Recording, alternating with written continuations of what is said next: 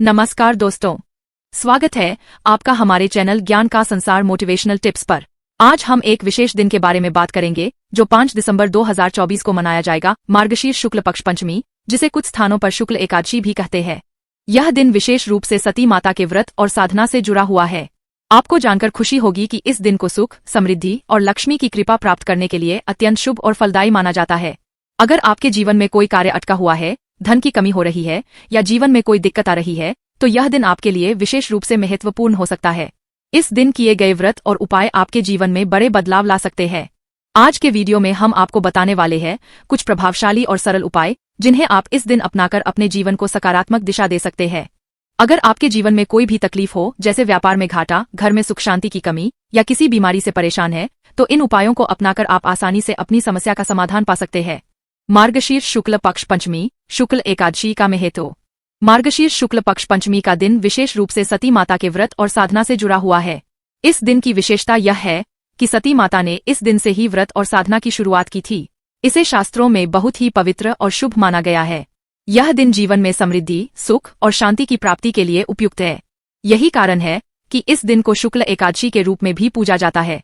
इसके अलावा इस दिन भगवान शिव और भगवान विष्णु की पूजा करना और उनके विशेष व्रतों का पालन करना भी बहुत फलदायी माना जाता है। खासतौर पर यह दिन आपको अपने जीवन की परेशानियों से उबारने और लक्ष्मी की कृपा पाने का सर्वोत्तम अवसर देता है। अगर आप इस दिन के व्रत और उपायों को सच्चे मन से करते हैं, तो आपके जीवन की सारी समस्याएं धीरे धीरे हल हो सकती है।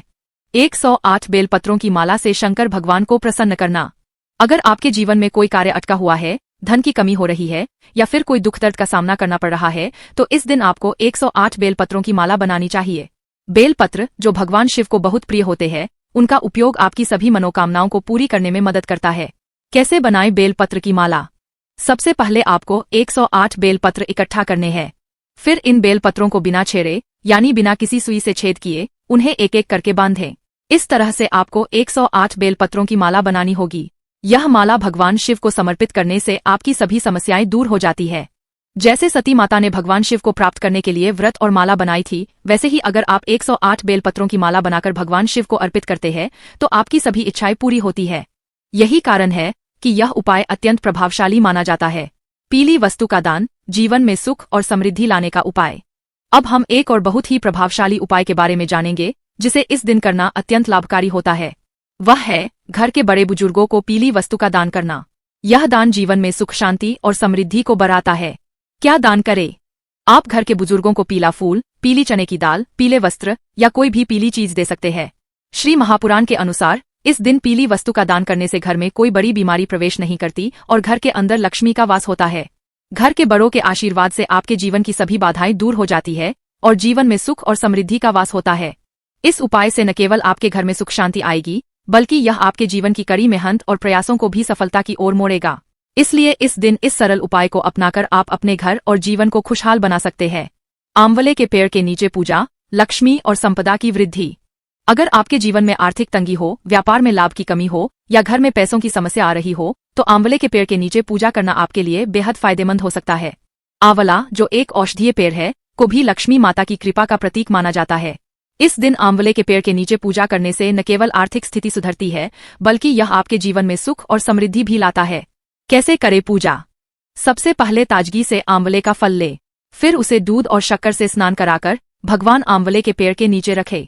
पूजा करते समय आंवले के पेड़ के नीचे ताजगी का भोग अर्पित करें।